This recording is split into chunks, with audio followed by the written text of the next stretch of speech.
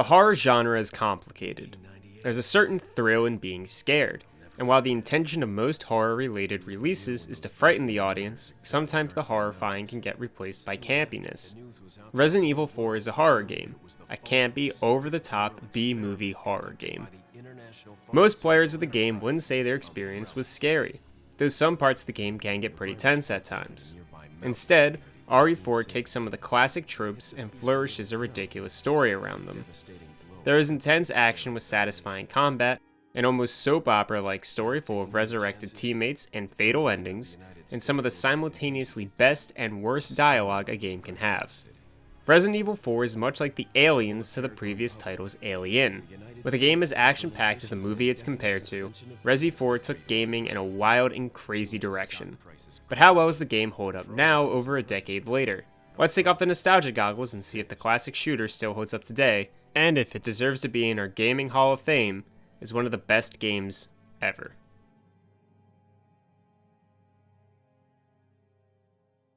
The most drastic change-up that RE4 does is in the gameplay department, so that's where we're going to start. Resi 4 ditches the still camera with detailed backdrops, it gets rid of tank controls as well as ink cartridges from the original series, and it introduced precision aiming, being able to buy weapons, and QuickTime events. The game features an over-the-shoulder camera of the player character. The game is framed like a more conventional game in that it doesn't have still camera perspectives, and now the game world is more visible to the player. The player can see all around them since they can adjust the camera on the fly. And I know this isn't revolutionary, but it's worth elaborating on all the same, since you couldn't do this in the previous titles. There is a lot more freedom to moving around in this Resident Evil game, but movement is slow compared to most other games. You practically can't turn unless you stop at a standstill, and you can't attack unless you stop moving and aim a weapon first. This restrictiveness ends up working out really well since the level design in combat is focused around moving slow and with precision. Enemies move really slowly also, and all their attacks are dodgeable. Even ranged attacks, which usually consist of projectiles, can be shot out of the air before they deal damage. The combat in general feels really great to play. The enemy AI is smart enough to climb ladders and maneuver around obstacles, so it doesn't feel like you're just shooting down mindless zombies, but actual beings. Sometimes they get wonky, but for a 2005 game, it's pretty much as good as it gets. I said the combat feels great, and one of the major contributors to that feeling is how enemies react to getting attacked in different points on their body. Shooting a zombie in the head causes a head jerk and a temporary stun. Shooting a zombie in the knee could cause them to fall over or slump down on the opposite knee.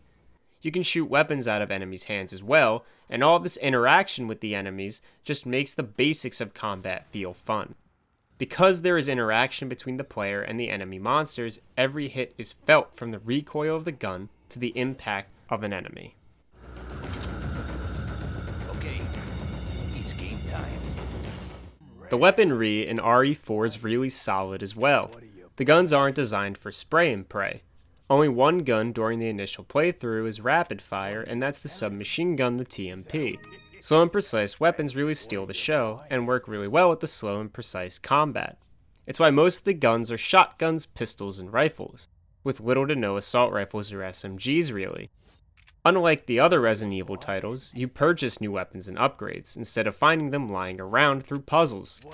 Because you buy upgrades, there's a neat mechanic where you can sort of purchase ammo. Every ammo capacity upgrade fills up the clip to full, so if you're low on shotgun ammo, then purchase an increased ammo capacity upgrade, you'll get a full clip of shotgun ammo again. Same thing with buying a new gun. It comes with a full clip. So you can't buy ammo from the merchant, but with proper timing of upgrades and gun purchases, you can sort of buy ammo, which is a pretty neat thing. Guns take up inventory space, so you can carry as many guns as you can fit, but that takes up space from healing items and ammo and grenades. Resident Evil 4's inventory suitcase is probably one of my favorite inventory systems of any game ever. It's a clever idea to have Leon carrying all of his items in a suitcase. You can visually see all your items and how much of what you have left, and it rewards proper, neat item management. Having a messy suitcase means having less space, and I appreciate that lesson in neatness.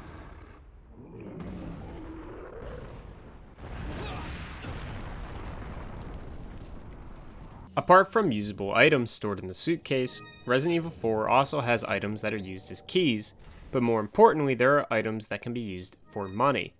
Treasures and gems are hidden throughout the entire game.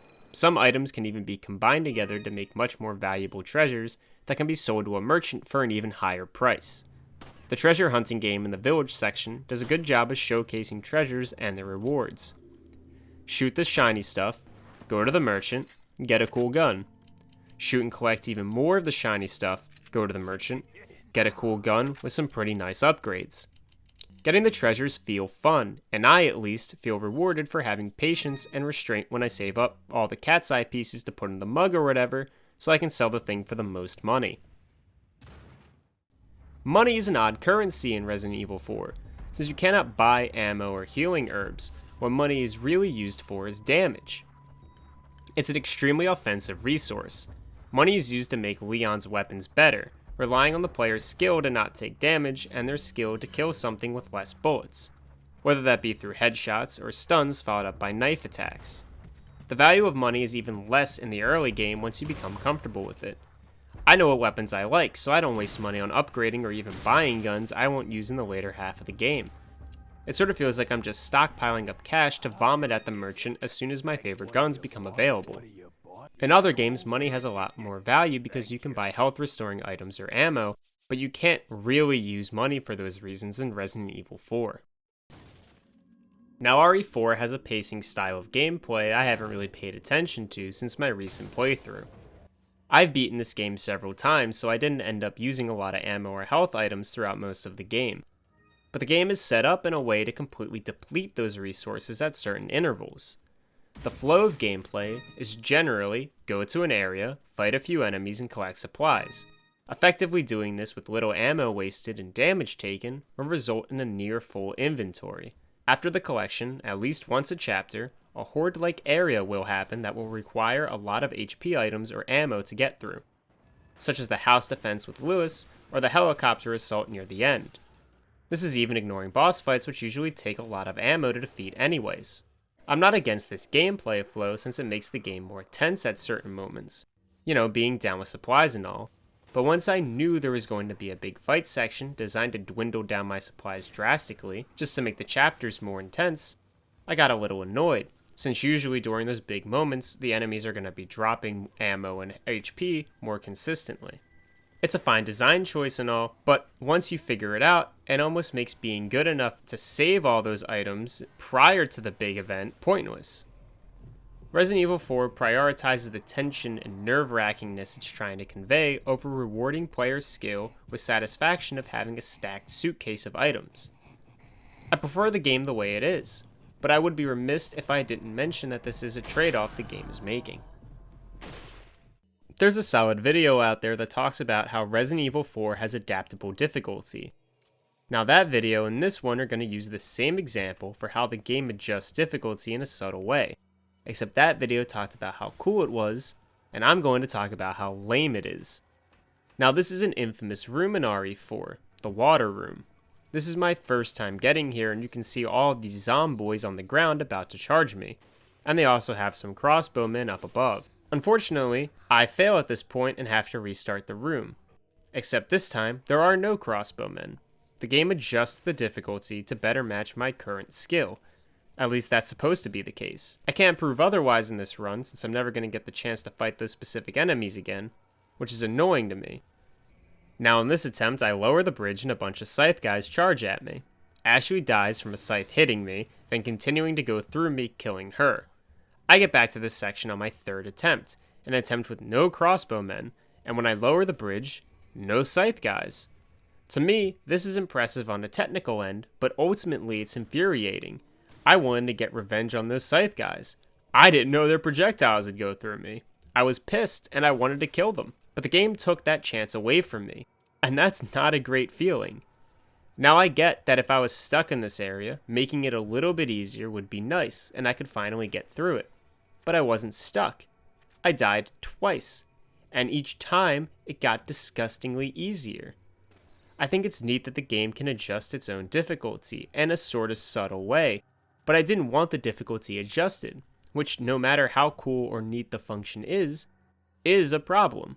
Imagine if you're playing a different game and you die twice and then it just removes the enemies that were beating you without you getting a say-so. Out of all the things I experienced while replaying Resident Evil 4 for this video, this was the worst thing hands down. On a positive side to Resident Evil 4's adjustable difficulty, it also has player adjustable difficulty. You can make the game harder or easier based off of what weapons you buy and how often you upgrade said weapons. Or just use the rocket launcher if you want to pay your way through a boss or two. There are also traps and optional events in the areas that make encounters easier, but the fact that they are all optional and in the player's control makes them, to me anyways, a far better achievement. Do you want to fight Verdugo 1v1 man mode? Go for it. Do you want to skip the Salazar boss fight? Put a rocket in his face. It's me, as the player, making the difficulty adjustment, which feels a lot better than the game saying, hey listen dude, let's just try fighting these crossbowmen at a different time, you know? When you don't suck. A core component of Resident Evil 4 is Ashley Graham, the president's daughter. Her significant personality trait is that she's Ashley Graham, the president's daughter. Her name's Ashley Graham, the president's daughter. Is she... well, you know. Don't worry, she's cool. As for gameplay, Ashley follows the player character around. If you stop, she stops. If you go, she goes. There's a wait and call button that allows the player to make Ashley stop moving, and then call her to the player's location if pressed again. There are also dumpsters lying around that Ashley can hide in. She's completely safe in those dumpsters, as opposed to being out in the open where zombies try to grab her and take her off screen. She has her own health bar, and if she dies, it counts as a death for the player. If enemies grab her and take her off screen, it counts as a death for the player. When Ashley gets picked up by a zombie, or just is in immediate danger, she starts screeching for assistance like a baby Mario lost from his Yoshi. That's about the gist of her gameplay. I was never bothered while looking after Ashley. She is essentially a glorified escort quest, but because her AI is so easily controlled, it never proved to be much of a problem for me. Ashley is also captured for most of the game, and therefore not around. As a final tidbit, I really liked her solo level. Playing as Ashley is similar to playing as Leon, except you don't have any weapons. When I first played the game, it was one of the more scary situations. Since I was so used to having guns, having them taken away, and then making Scooby-Doo armor chase me was pretty horrifying at the time. Ashley is the drive of the story, and I can understand her not being very helpful. She isn't a trained operative like Leon is. It wouldn't make a lot of sense if she was fighting alongside Leon during this incident. Also, just gameplay-wise, there's a lot more tension when you have to manage 2 health bars and essentially 2 characters at the same time. While Resident Evil 4 takes out some of the horror of the series, it certainly doesn't lack on the extremely tense action department. The story of Resident Evil 4 is that Leon Kennedy has been promoted from first-time cop to first-time Secret Service agent. His job is to protect the president and the president's family. But before the game even starts, the president's daughter, Ashley, has been kidnapped and taken away to some European country. Leon makes his way to an unknown village in, probably Spain, where Ashley was last seen. Turns out the villagers here are part of a cult and are all anxious to kill Leon. Leon meets up with a researcher named Lewis, the two talk for a bit, and it gets confirmed that Ashley is in fact being held by the villagers in a nearby church. Leon fights a water monster, and it appears that the villagers are infected with some sort of bug that gradually takes away their willpower, and sometimes their heads. Leon rescues Ashley, and they come across a guy named Sadler, the leader of the village cult. Sadler has infected Ashley and Leon with a virus that will make the two his slaves. He will then return them to America and have the virus spread across the world. Leon and Ashley meet up with Lewis, he tells them there's a cure, and then the three split up. Leo and Ash escape the village by running into a castle, only to meet Ramon Salazar, the creepiest 60-year-old I have ever seen. It might come as a surprise, but I'm only 20 years old. Ashley is captured again, and Leon and Salazar sass each other back and forth until Leon rescues Ashley again. But not until Lewis retrieves the cure, only to immediately be killed by Sadler. Some silly puzzles happen and Ashley is captured again. Leon almost gets her back but falls down a trap door. He goes mining for a bit, then climbs a tower to rescue Ashley, only to be too late. Leon kills Salazar and chases after Ashley, who's being taken to a nearby island. After arriving on the island, thanks to Ada Wong, Leon goes into the Fortress laboratory and encounters the scariest things in the game. Then he rescues Ashley. Then Ashley is captured, again, by Saddler. Leon encounters an employee of Albert Wesker, Krauser. Ada saves Leon from Krauser, and then Leon kills Krauser a few minutes later. Leon fights through a zombie monster, and then rescues Ashley with a little help from Ada. Ada has now been captured, and Leon goes to rescue her and kills Saddler. He does both of those things, then Ada shows her gratitude for being rescued by detonating a bunch of bombs on the island. Leon and Ashley escape using a jet ski, and that's the story. For the most part, the story is easy to understand and follow. It gets a bit tiresome with rescue Ashley, now Ashley gets kidnapped again, now rescue Ashley one more time, but I don't think the game would have been as good with Ashley just hanging around for more of the game than she already does. Just on a gameplay level anyways. I would say the biggest problem with the story is the third act, mainly Krauser and Ada. I like both of them, they're fine, but if you take them out of the story, it doesn't lose anything. It just seems like they were needlessly put in. Like, who is Krauser? Why does Wesker want this stuff? Whose side's Ada on? If Saddler never trusted either of them anyway, why does it matter? Now, Krauser is the guy who kidnaps Ashley and gives her to Saddler, but he could have just been replaced by the village chief or some unnamed cohorts. It feels to me that the backstory and drama was randomly dropped in here just to give the game another boss. We have a fish monster, we have the village chief, we have a predator, we have a zombie Les Miserables, we have a monster zombie monster, and we have Saddler. But how many blonde-haired white guys do we fight? Maybe we should throw one of them in there, just in case. Krauser is an over-dramatized character. He has intense scars covering his body, and he goes through one of the silliest exchanges in the game with Leon. You know, their cute little knife dance. The backstory we have for the K-Rouse is that he and Leon were teammates, and Krauser apparently died during a crash. He only appears in games made after Resident Evil 4, so it's not like anybody knew who this guy was at the time. And I only think his inclusion in this game is to have a gun-related boss fight. The way he's introduced and almost immediately taken care of is very silly and almost comical. Resident Evil 4 has its tense and scary moments too. Albeit not as much as the other games, but when it wants tension, it does a good job delivering it. Some notably scary moments are the garden, where you hear all the dogs surrounding you, being chased through the sewers, the Ashley section, the regenerators, and the regenerators. Creepy off-screen noises add a lot of dread to the situations. Not to mention in parts like the Ashley section, or where the regenerators are, you can't really fight them back. The game becomes more scary when your weapons are taken away. Since the player is so accustomed to fighting enemies, it becomes that much more intense when you just have to run away from them. If there is little to no way to ever damage enemies from the get-go, it wouldn't have the same feeling. You'd be comfortable with running around and away from monsters, but when your ability to handle the situation gets taken away from you, that's when the good old fear sinks in. And I like that kind of dread a lot more than jump scares, so that's a pretty big plus for the game. Resident Evil 4 has some pretty fun moments when it doesn't take itself too seriously. I really like the sandwich reference when they're running away from the villagers. Hate to say it, but we're sandwiched all right. Or how the line before the title is probably the worst line in the game. Where's everyone going? Bingo?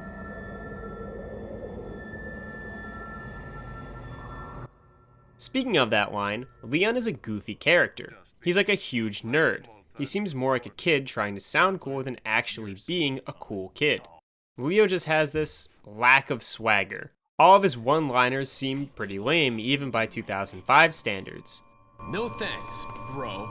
I adore Hunnigan's immediate rejection of Leon at the end of the game. Also, Leon is Batman? He's got like his codec, which has amazing reception, since I assume Hunnigan is in the United States. He also has a grappling hook and a tracker beacon? But honestly, I enjoy Leon most of the time. Sometimes his voice actor does sound awfully close to a piece of wood though. I'm not saying what he was given was gold, and that he should have been hamming it up the entire time, but what he was given was pretty close to gold, and he shouldn't have sounded asleep for some of the takes used. The combat of Resi 4 is amazing, but the level design is unbelievable. However, if I could change anything about Resident Evil 4, it would be the level design. Now for the first half of the game, the village section and the first half of the castle, I would say, is flawless. The levels wrap around on themselves. They're tight areas that hide all sorts of secrets, and when enemies show up, The environments are so uniquely designed and packed with stuff to play around with, it can really catch you up in the moment.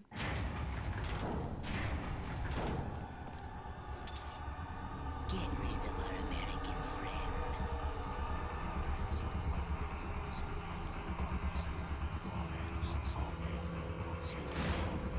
The combat is such a treat, and the environments are brilliantly designed to move around with, having waist-high cover and enterable buildings. It really takes an action experience to a whole new level. Not to mention traveling around the areas and unlocking doors which lead to previous sections makes the game feel less linear. It still is linear, but having these sort of repeat moments, it makes the zombie village area feel that much more coherent and real as a result. By the second act of the castle, the game stops looping on itself. It's a straight line. The map stops being this complex, overlapping thing and starts looking like somebody playing a game of Snake. It really starts to feel linear, and with the flow I was just talking about earlier, with the stocking up and storing ammo and then using it in a big arena fight, it makes the ending part of the game feel like it's dragging on at points.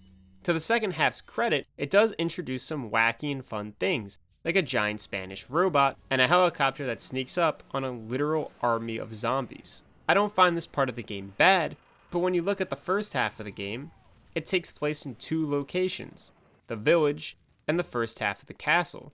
The second half of the game takes place in a castle, at a giant tower with a mining place underneath, a science lab, an ancient ruin, a war zone, and a construction yard?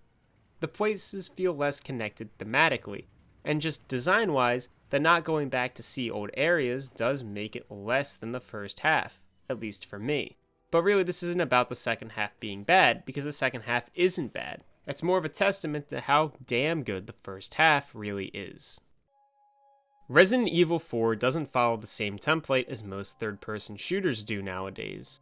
And despite its few flaws, it has such a unique and satisfying combat system, with great level design, enjoyable characters, and an over-the-top story filled with secret agencies, cults, zombies, and Spanish Napoleon. The rankings of Resident Evil 4 will probably go up in time. And I know that lists and rankings don't mean anything really, but they do attempt to represent the gaming medium as a whole. I think Resident Evil 4 is a great representation of gaming, and it's a fantastic game, one whose influences you can see in several games after its release. Even now, it remains a strong contender as one of gaming's greatest hits, and one of the best games of all time.